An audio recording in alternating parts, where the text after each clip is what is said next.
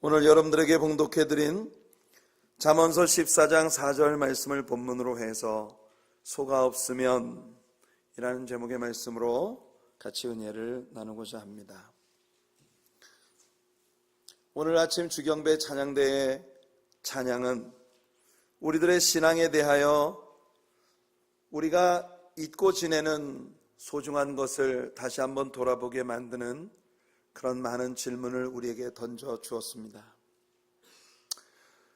우리가 얼마나 아름다운 하나님의 축복과 은혜의 현실 가운데 살아가고 있는지 여러분들은 날마다 인지하며 살고 계시는지요? 오늘 아침 예배를 드리기 위해 교회로 올 때 여러분들의 차창 밖을 스쳐 지나간 많은 그림들 속에 온 세계인들이 그런 환경 속에 살고 싶어하는 너무나 아름다운 것들이 있었다는 걸 혹시 주지해 보셨나요? 떠나가기를 그렇게 싫어해서 참 끈질기게 꽃샘추위로 우리들을 힘들게 했던 겨울의 끝자락이 그렇게 지나가면서 기다렸던 듯 꽃망울을 피워대는 많은 아름다운 꽃들이 오늘 아침 교회로 오시는 여러분들의 차창 밖을 스쳐 지나가고 있었습니다. 코너를 돌아설 때마다 정말 지천에 널려있는 흐드러지게 핀 개나리와 그리고 집집마다 가든에 너무 화사한 핑크빛 꽃을 피워내는 그런 벚꽃들, 그리고 여러 가지 기기묘묘한 꽃들이 피어나고 있습니다. 거리에서 사슴들이, 가족들이 나와서 함께 풀을 뜯고 그리고 거니는 그런 모습을 우리가 운전하고 다니는 차창 밖으로 매일 볼 수 있는 그런 환경 속에 우리는 살아가고 있죠. 이것이 우리들의 일상이지만 여러분들을 그렇게 하나님 앞에 생각해 보면 너무나 귀하고 아름다운 하나님의 축복의 선물들이 가득한 땅에 여러분 살아가고 계신 것입니다. 삶에 너무 바쁘다 보니, 인생에 너무 지치다 보니 이렇게 저렇게 우리의 마음 안에 밀려 들어오는 여러 가지 인간적인 생각들과 아픔들로 우리에게 주신 풍성한 하나님의 사랑의 선물들이 눈에 들지 않고 있을 뿐인 것이죠. 오늘 이 시간 여러분들의 시선을 우리 주님께 고착시켜 보십시오. 눈을 주님께로 돌려 여러분들을 위해 십자가에 피 흘려 죽으신 예수 그리스도의 얼굴에 한번 여러분들의 시선을 고정시켜 보십시오.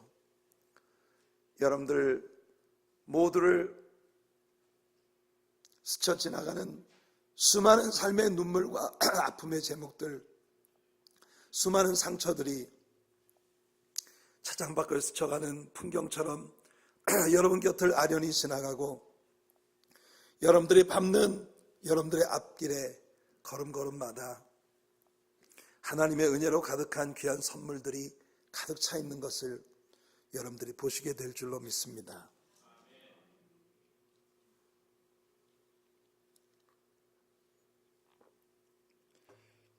오늘 아침 우리가 함께 읽은 잠언서 14장 4절은 아주 짧은 구절이지만 매우 흥미롭고 간결하지만 상당히 강력한 메시지를 우리들에게 안고 있습니다. 소가 없으면 구유는 깨끗하겠지만 소의 힘으로는 얻는 것이 많다. 여러분, 소의 힘으로 사람이 얻을 수 있는 것은 참 많습니다. 밭을 갈 수 있습니다. 소에게 쟁기를 씌워 밭을 갈기도 하고, 또 소 자체의 짐을 싣기도 하고 짐차를 끌게 할 수도 있죠. 농사를 짓는 사람에게 소가 없다는 것은 있을 수 없는 일이었습니다. 새끼를 낳게 할 수도 있고, 소는 살아있는 내내 주인을 위해 충성봉사하다가 죽은 후에도 그야말로 하나도 버릴 것이 없는 그런 존재가 바로 이 소라고 하는 존재입니다. 소를 가지고 있으면 이렇게 다양한 많은 유익들을 얻을 수 있지만 그 소를 기르는 일은 쉽지가 않습니다. 많은 귀찮은 일들이 따르죠. 시간이 날 때마다 꼴을 베러 나가야 합니다. 옥수수 대궁이나 이런 것들을 모아다가 썰어 두어서 그래서 죽을 끓일 준비를 해 두어야 합니다. 들판에 나아가 풀을 베어다가 산더미처럼 쌓아놓고 소를 먹일 준비를 하는 것입니다. 요즘에는 사료를 가지고 소를 먹이지만 그래도 새벽마다 나와서 장작불을 지피고 가마솥에 소에게 먹이기 위한 여물을 쑤어야 하는 것입니다. 구유는 항상 먹을 것이 준비되어 있어야 합니다. 보통 부지런함을 요구하는 일이 아닌 것이죠. 소를 키우기 위해서는 외양간이 있어야 합니다. 그리고 그 외양간은 항상 더러운 소의 배설물들로 가득합니다. 그러니 그 외양간을 늘 깨끗하게 청소해야 하죠. 아무리 깨끗하게 청소를 해도 새파리 같은 더러운 날 것들이 우글거리는 것이 소의 외양간 근처에 벌어지는 풍경입니다. 그래서 때에 따라 외양간을 수리해 주어야 하고 또 청소해 주어야 합니다. 보통 귀찮은 일이 아니죠. 이런 일이 귀찮다고 소를 없애버리겠습니까? 그럴 수는 없는 노릇입니다. 소를 없애버리면 아마 구유는 깨끗하겠죠. 온갖 잡다한 귀찮은 일거리들은 없어져서 좋을지 모르겠지만 소를 통해서 얻을 수 있는 그 소중한 많은 것들을 전혀 기대할 수가 없어지는 것입니다.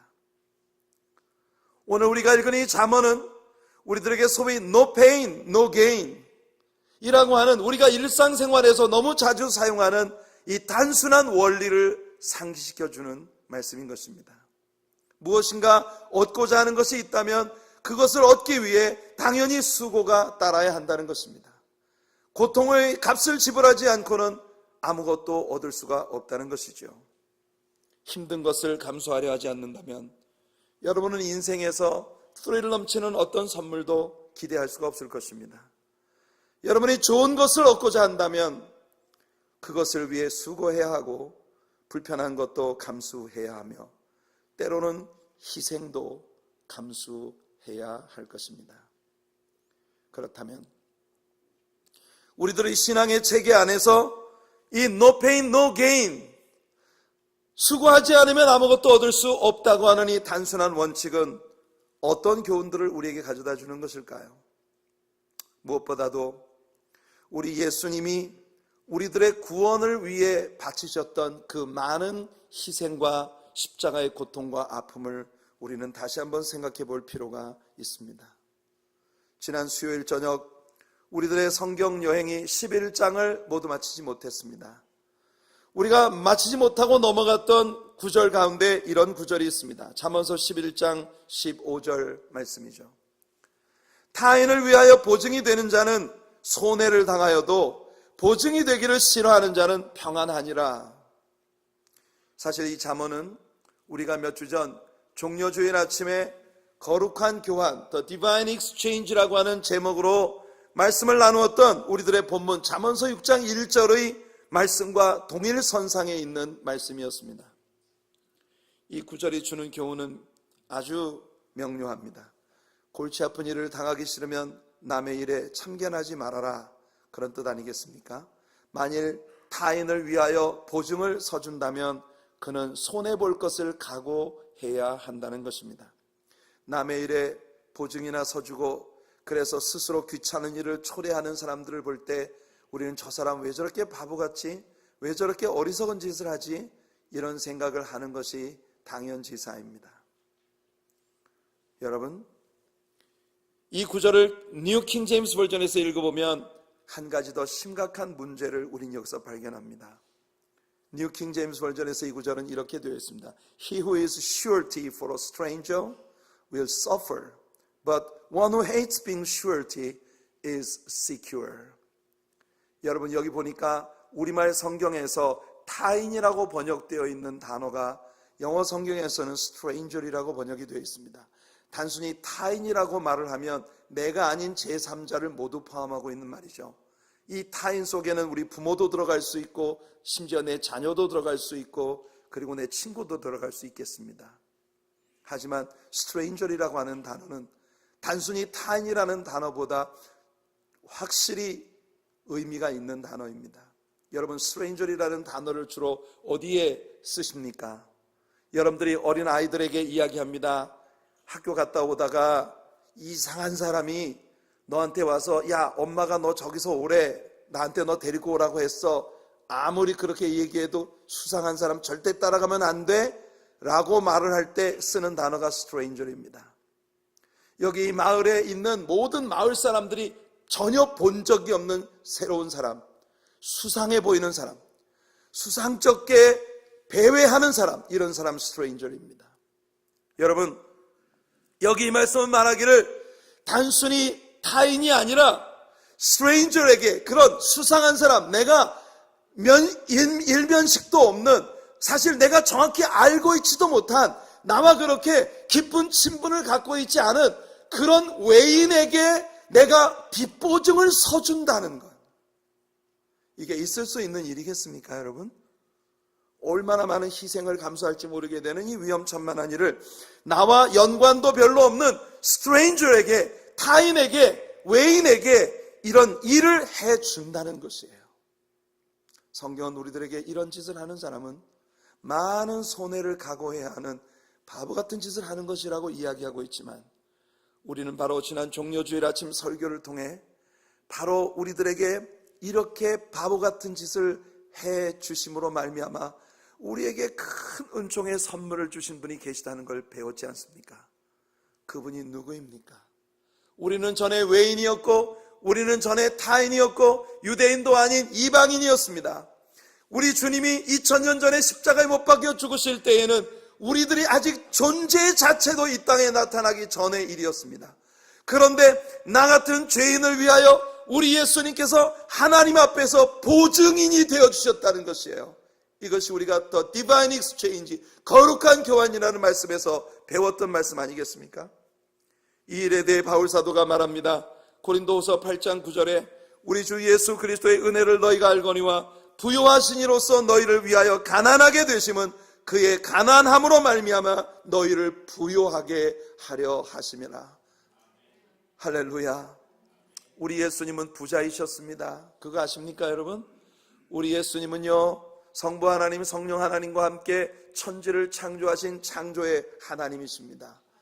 여러분, 하늘과 땅과 바다와 산과 그 가운데 기식하는 모든 것들을 지으시고 그것들을 유지하시며 모든 것이 내 것이라고 선포하시는 분이 우리 주님이십니다. 그렇게 우리 예수님은 부유하셨단 말이에요. 태초부터 하나님의 보좌의 영광을 함께 공유하시면서 하나님과 동등됨을 취할 수 있는 자리에 있었으나 우리 예수님이 그 모든 것들을 내려놓으시고 우리와 동일한 육체를 입으시고 이 땅에 내려오셨다는 것이죠. 그래서 하나님과 우리 사이에 영원히 우리가 갚을 능력이 없는 빚, debt, 이 빚은 우리의 죄를 의미하는 것이라는 걸 배웠습니다. 바로 우리가 갚을 능력이 전혀 없는 우리의 빚 보증을 서주기 위해 하나님과 우리 사이에 서셨다는 것입니다.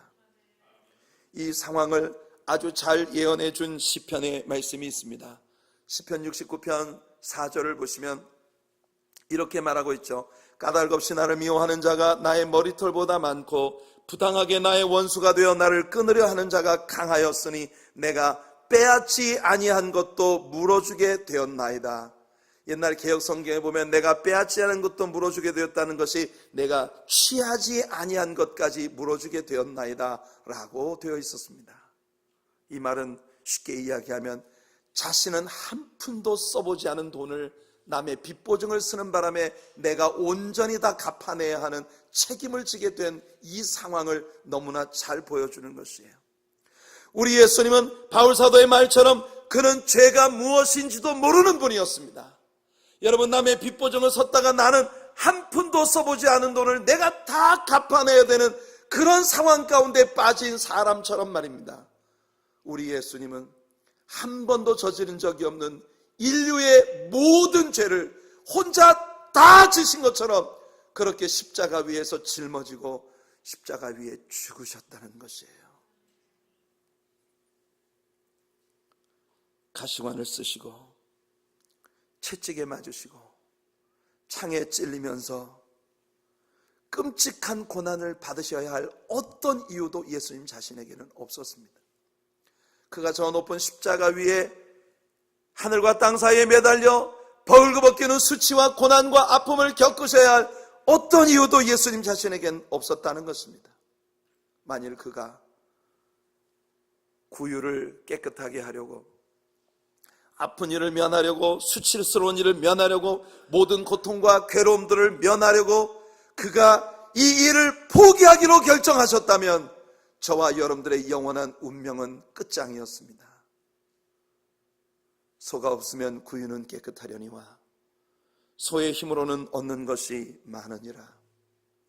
우리 예수님은 저와 여러분들을 구원해 내시고 구원받은 하나님의 사람된 저와 여러분들의 삶을 통해 나타나게 될 하나님의 영광스러운 아름다운 일들과, 그리고 온 세상을 향기롭게 만들 복음의 놀라운 역사들, 그 일들에 대한 기대로 예수님은 저와 여러분들을 위하여 십자가 위에 대신 죽으신 것이에요.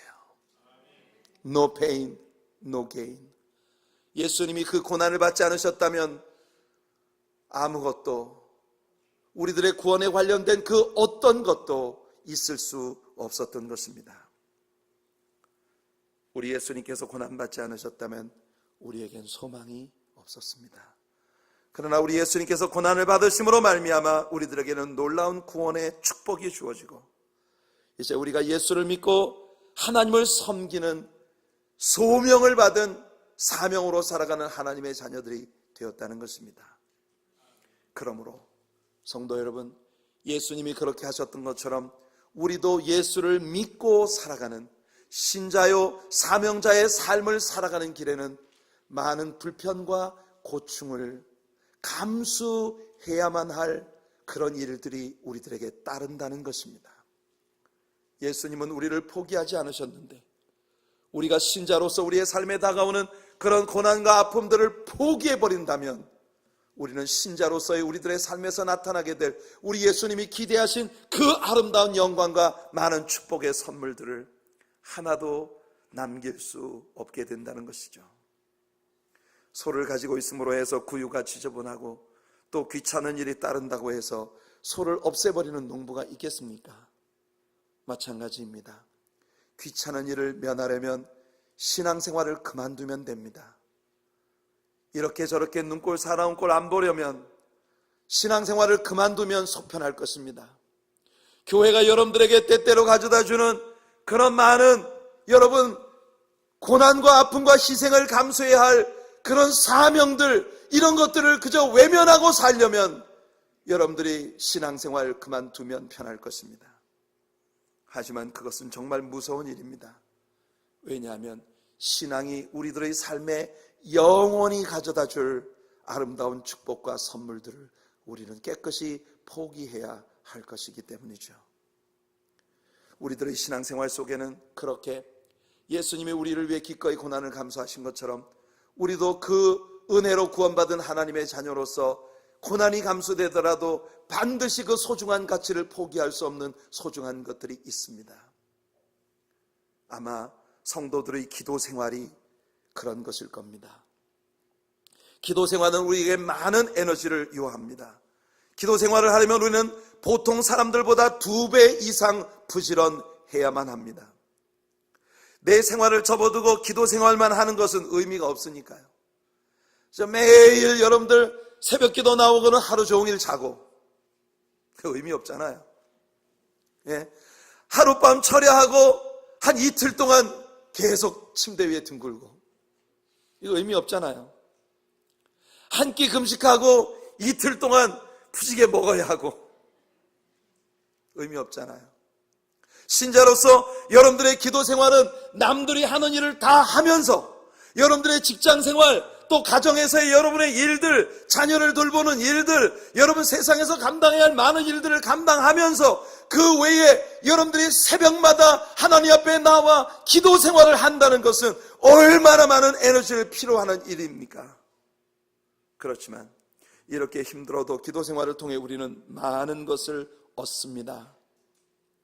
예수님은 시험에 들지 않게 깨어있어 기도하라고 마태복음 26장 41절에 말씀하십니다. 그러니까 기도는 우리들이 시험에 빠지지 않도록 도와주는 힘이 됩니다.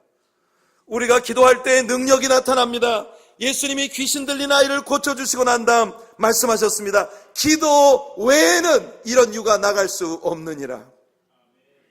베드로와 요한이 사마리아 사람들이 말씀을 받았다는 이야기를 듣고 사마리아에 내려와서 그들이 성령 받기를 위하여 기도할 때 그들에게 주의 성령이 임했습니다. 할렐루야. 성도의 기도 생활은 하나님의 성령의 놀라운 권능과 역사를 우리의 삶 속으로 끌어들이는 하나님의 은혜의 통로입니다. 기도는 하나님과의 더욱 깊은 교제의 축복을 우리에게 가져옵니다. 우리의 기도 시간에 하나님은 우리가 할 일을 우리에게 가르쳐 주시죠. 고넬료는 기도하는 중에 하나님께서 사람들을 저 바닷가 요빠의 바닷가 피장 시몬의 집으로 보내라. 거기에 베드로라는 사람이 있다. 데리고 와서 그의 말을 들어라. 동시에 베드로 또한 기도할 때에 지금 저 밖에 사람들이 와 있으니 이유를 묻지 말고 그들을 따라가라. 기도 때문에. 그래서 이방인의 가정에 첫 번째로 성령이 강림하고 구원의 역사, 복음의 역사가 처음으로 나타나는 포문을 베드로가 고넬료의 집에서 열게 된 것입니다. 사도행전 12장을 보면 베드로가 옥에 갇혔을 때 성도들의 중보 기도로 베드로가 추록하기까지 합니다. 얼마나 응답이 빨리 왔는지 베드로가 나와서 성도들을 찾아갔더니 금방 베드로 나오게 해달라고 기도한 성도들조차도 믿을 수가 없을 정도였어요. 기도는 이런 능력이 있습니다. 바울과 실라가 빌립보의 감옥에 갇혔을 때 그들이 기도하자 옥문이 열렸습니다. 성도 여러분, 여러분들의 기도는 사방으로 닫힌 여러분들의 삶의 많은 문들을 열어 젖히는 역사가 될 것입니다. 물질의 문, 사업의 문, 자녀들의 모든 성공의 문, 자녀들의 결혼의 문, 여러분들 볼 때 사면팔방 꽉꽉 막혀 있는 것처럼 보이는 그 모든 문들이 여러분 밤중에 바울과 실라가 기도하며 찬미할 때에 열어 젖혀진 것처럼 활짝활짝 열려지게 될 줄로 믿습니다. 어떤 사람과의 인간관계에서 미움으로 꽉 막혀버린, 여기가 체해서 가슴이 먹먹한 것처럼 그렇게 생에서 꽉 막혀버린 그런 모든 관계들, 기도를 통해 열어 젖혀질 줄로 믿습니다. 바울은 자신의 사역을 위한 성도들의 중보 기도가 자신의 사역의 문을 열기도 하고 자신의 사역에 하나님의 많은 은사들을 나타나게 하기도 한다는 것을 말합니다. 고린도후서 1장 11절을 보면 너희도 우리를 위하여 간구함으로 도우라. 이는 우리가 많은 사람의 기도로 얻은 은사로 말미암아 많은 사람이 우리를 위하여 감사하게 하려 함이라. 성도 여러분, 따라서 한 집안에 기도의 사람이 한 사람 존재한다는 것은 얼마나 큰 특혜이고 축복인지 모릅니다. 여러분들 집안 식구들 가운데 누군가 새벽마다 새벽 기도를 빼놓지 않고 드리는 한 사람이 존재한다면 여러분 그 가정의 모든 문들을 하나님이 열어 젖어주시는 놀라운 축복이 된다는 걸 믿으시기 바랍니다. 그러니 여러분 식구가 새벽 기도 나간다고 새벽에 부시럭거리고 일어나도 짜증내지 마세요. 함께 가지 못하는 게 미안할 뿐이지 여러분 기도의 사람들이 많아지는 우리 교회가 되기를 축복합니다. 오늘의 바쁜 삶에서 기도 생활하는 것은 많은 어려움을 감수해야 합니다. 하지만 기도의 힘으로는 얻을 수 있는 것이 너무나 많기 때문에 우리는 이것을 포기할 수 없는 것입니다. 또한 우리가 함께 공유하는 선교의 사명 역시도 그런 것들 중에 하나일 거라고 생각합니다. 선교의 사명은 우리에게 많은 희생과 섬김을 요구합니다. 우리는 1년 1차씩 단기 선교팀을 파송하고 있습니다. 올해도 우리 교회 단기 선교팀이 도미니칸 레퍼블릭으로 단기 선교를 떠나기 위해 준비하고 있습니다. 오늘 교회 소식에서 보는 것처럼 지난주부터 단기 선교사님들의 영성훈련이 시작이 되었습니다. 여러분, 올해는 우리 교회가 단기 선교 프로젝트를 시작하는 데 있어서 여러 가지 많은 이야기들이 설왕설래했습니다.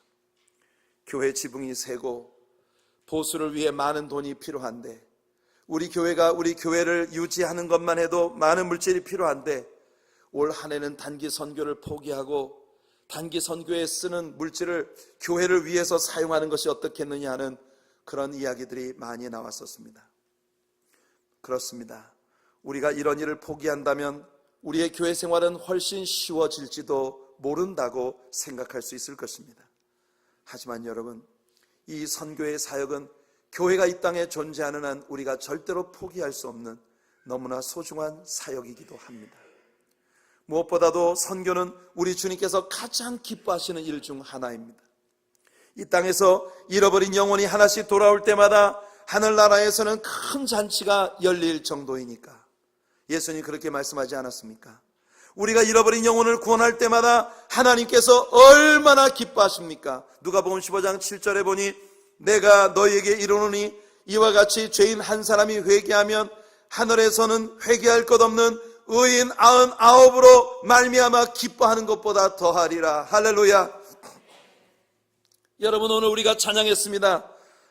예수 이름이 온 땅에 선포되네. 잃어버린 영혼 열방 중에서 주님께 돌아오네. 하나님 기뻐 노래하시네. 하나님 기뻐 춤추시네.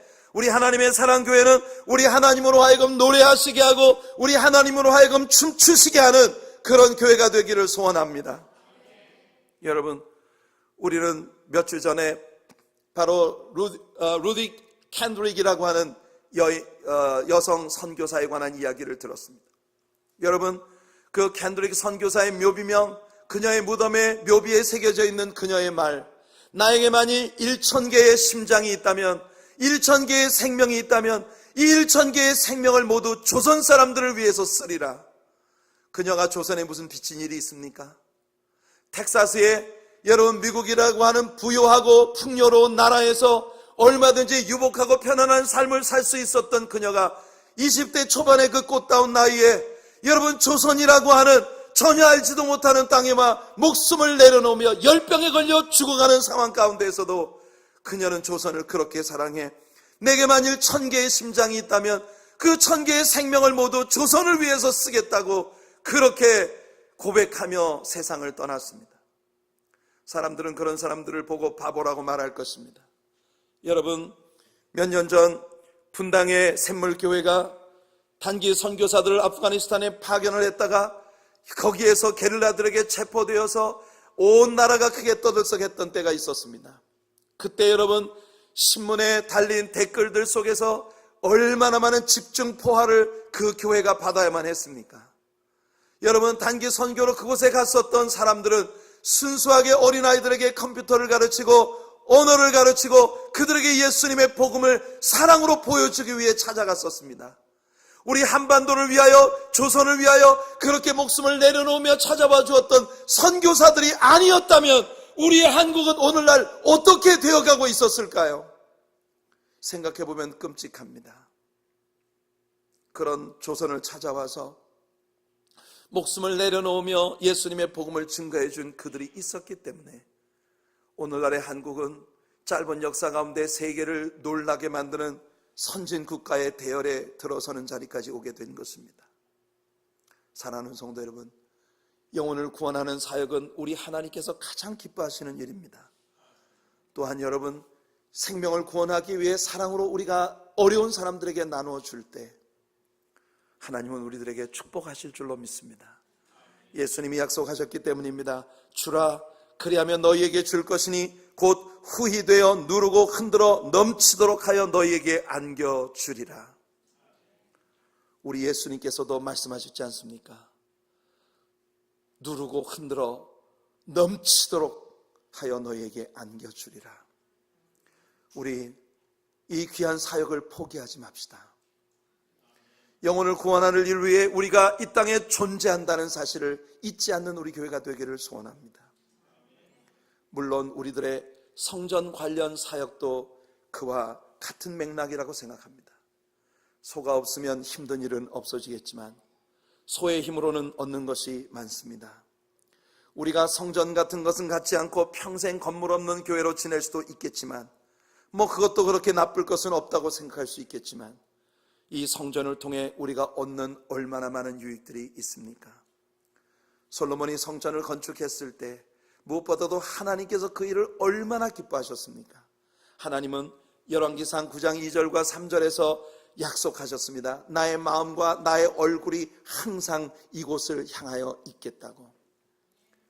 우리가 가지고 있는 이 성전은 하나님의 마음과 하나님의 얼굴이 항상 이곳을 향해 있는, 우리가 하나님과 만날 수 있는 예배의 처소이고, 이곳에서 하나님의 말씀을 공부하고, 이곳에서 우리들의 자녀를 양육하며, 이곳에서 온 세계 영혼들을 위해 기도하는 그런 은혜의 산실인 것입니다. 성도 여러분, 소가 없으면 구유는 깨끗하겠지만 소의 힘으로는 얻는 것이 많을 것입니다. 우리가 이 성전을 앞으로 어떻게 해나가야 할 것인가에 대해 많은 고민을 가지고 있습니다. 다각도로 여러 가지를 조사하고 그리고 또 모색하고 있고, 당회로부터 모든 의견들이 모아지고 난 후에 우리 성도님들의 의견을 모아 우리가 이 교회를 효과적으로 그렇게 세워가는 일들을 해나가고자 합니다. 사랑하는 성도 여러분, 일들이 우리에게 다소 어려움이 될지라도 이 성전을 통해 오고 오는 모든 세대에 많은 영혼들이 구원받고 하나님의 나라가 확장되어지는 귀한 은혜의 축복의 일들이 이루어지게 되는 은혜의 산실이 될 줄로 믿습니다. 또한 우리들의 인간관계 속에도 우리는 이 교훈이 적용될 수 있다는 것을 생각해야 합니다. 사람을 사랑한다는 것은 보통 힘든 일이 아닙니다. 진정한 사랑을 위해서는 상대방에게 나의 눈꽃까지 올라와라, 그러면 내가 너를 사랑할게 라고 말하는 것이 아니라, 내가 내 모든 이득들을, 내 모든 것들을 내려놓고 그리고 그 사람에게까지 낮아지는 일이라는 걸 우리가 아가서에서 배웠습니다. 솔로몬 임금이 술람 여자라고 하는 이름도 모르는 그런 한 시골 처녀를 사랑해서 그녀와의 사랑을 위해 왕으로서의 자신의 모든 자존심과 모든 영광과 모든 권좌를 내려놓고 그녀에게까지 다가서 주었던 것처럼, 그래서 솔로몬은 자기 자신을 나는 골짜기에 수선화라고, 샤론의 수선화라고, 로즈 오브 샤론이라고 이야기했습니다. 아주 키 작고 볼품없는 꽃을 가진 그런 작은 꽃에 자기 자신을 비유하고 있는 것이에요. 성도 여러분, 사랑한다는 것은 그런 것입니다. 하지만 여러분, 그렇게 사랑하는 것이 어려워도 사랑을 어렵다고 생각하는 사람은 없을 것입니다. 왜냐하면 사랑 자체가 달콤하고 사랑을 통해 얻는 그 사람이 얼마나 소중한지 알기 때문이죠. 탐 행스가 주연했던 캐스터웨이라는 영화가 있었습니다. 이 캐스터웨이라는 영화에서 한 인간의 고독과의 싸움을 우리는 볼 수 있었습니다. 가장 절망적인 상황에서 사람을 지탱시켜주는 것은 바로 대화의 상대라는 걸 그 영화가 우리에게 알려주었죠. 무인 고도의 비행기 사고로 떨어진 주인공 탐 행스에게 삶의 의지와 탈출을 위한 끈질긴 욕구를 포기하지 않도록 계속해서 새로운 욕구를 불어넣어 준 것은 어처구니 없게도 배구공에 찍힌 자신의 피 묻은 손자국으로 만들어진 얼굴, 그 배구공이었습니다. 미스터 윌슨. 그 배구공 회사가 윌슨이거든요. 그래서 윌슨이라는 상표가 붙어 있는 그 배구공이 이 탐 행스의 그 영화의 내내 여러분 대화의 상대입니다. 어떤 때는 말 못하는 배구공을 들여다보며 대화를 하고 있는 자신이 한심하기도 하고, 또 자신이 어떤 고통을 받아도 어떤 아픔을 받아도 물끄러미 그저 자신만 쳐다보고 있는 이 배구공의 신경질이 나서 이 배구공을 냅다 던져버린 때도 있었어요. 하지만 이내 후회합니다. 이것마저 없으면 이 무인 고도에서 나는 희망의 끈을 놓을 수밖에 없다고. 그래서 그 배구공을 다시 헤엄을 쳐서 집어다가 다시 그 자리에 갖다 놓고 I'm sorry Wilson. 여러분, 사실 우리 동네에는 미스터 스팔딩도 있어 이러면서 여러분 정말 말도 안 되는 어처구니 없는 그런 대화를 나누면서 그렇게 탐 행스는 무인 고도에서 버텨내고 마침내 무인도를 탈출할 수 있게 되었습니다. 고난과 역경의 순간마다 그 배구공과의 대화가 그에게 힘을 주었던 것이죠. 사람을 사랑하는 데에는 참으로 많은 피곤함이 따릅니다. 그렇지만 아무도 사랑하지 않고 혼자 누구라도 아무도 사랑하는 사람이 없이 혼자 사는 것은 불행하기 짝이 없는 일입니다. 전도서 4장 9절로 12절에서 솔로몬이 이렇게 이야기합니다. 두 사람이 한 사람보다 나음은 그들이 수고함으로 좋은 상을 얻을 것입니다. 혹시 그들이 넘어지면 하나가 그 동물을 붙들어 일으키려니와 홀로 있어 넘어지고 붙들어 일으킬 자가 없는 자에게는 화가 있으리라. 또 두 사람이 함께 누우면 따뜻하거니와 한 사람이면 어찌 따뜻하랴. 한 사람이면 패하겠거니와 두 사람이면 맞설 수 있나니 세 겹줄은 쉽게 끊어지지 아니하느니라. 할렐루야. 여기 보면 놀라운 비밀이 있습니다. 계속 두 사람 이야기가 나오다 왜 갑자기 세 겹줄이 나옵니까? 옛날엔 개혁성경에 삼겹줄이라고 돼. 이거 읽을 때마다 삼겹살 생각이. 계속 두 사람 나오다가 갑자기 삼겹줄이 나옵니다. 왜입니까? 여러분, 우리가 서로 사랑하며 하나가 될 때 반드시 거기에 우리 주님이 함께해 주시기 때문에, 주님이 우리와 함께 하시면 우리는 절대로 끊을 수 없는 삼겹줄이 되는 것이에요. 특별히 저는 교회 생활 속에 이것을 적용시켜 보고 싶습니다. 교회라고 하는 것은 그야말로 별별 사람들이 다 모이는 곳이죠. 그러므로 어떤 때는 한 사람을 바라보며 뭐 저런 사람이 다 있어, 이런 생각을 우리가 갖게 될 때가 있습니다. 여러분, 우리들 모두가 다른 사람에게 간혹 한 번씩 그런 생각을 만들게 하며 사는 것은 아닐까요? 저는 목사입니다. 이 교회를 많은 면에서 대표하는 목사이지만 어떤 때 여러분이 저를 보면서 뭐 저런 인간이 다 있어 싶은 때가 있을지도 몰라요. 왜냐하면 저에겐 약점이 많기 때문입니다. 장점이 감추어지고 약점이 부각되면 여러분들은 제가 미워서 교회를 떠날 수도 있을 것이에요. 하지만 여러분, 정목사를 유지하는 일이 송아지를 가지는 것처럼 귀찮은 일이 많은 일일지 모르지만 정목사를 통해 얻는 것이 많을 것입니다. 역시 아멘이 별로 신통치 않아 보이네요. 다시 한번 해볼까요?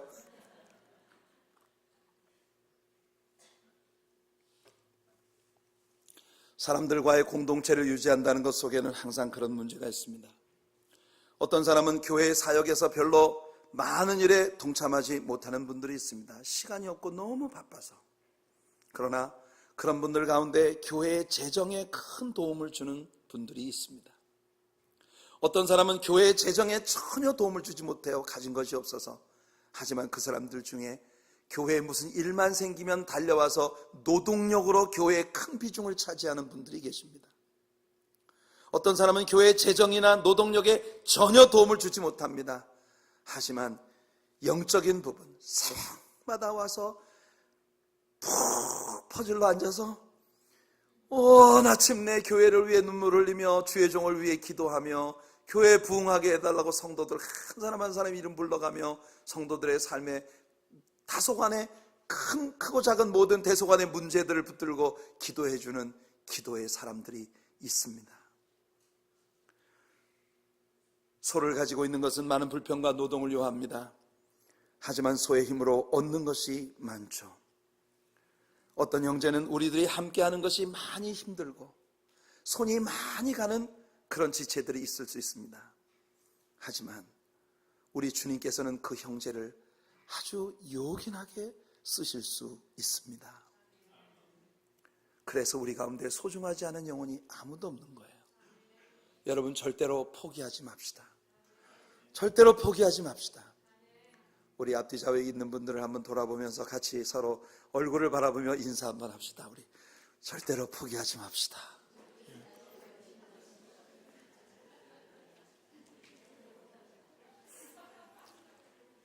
한 번 더, 이번에는 애원하는 눈빛으로 저를 절대로 포기하지 말아주세요.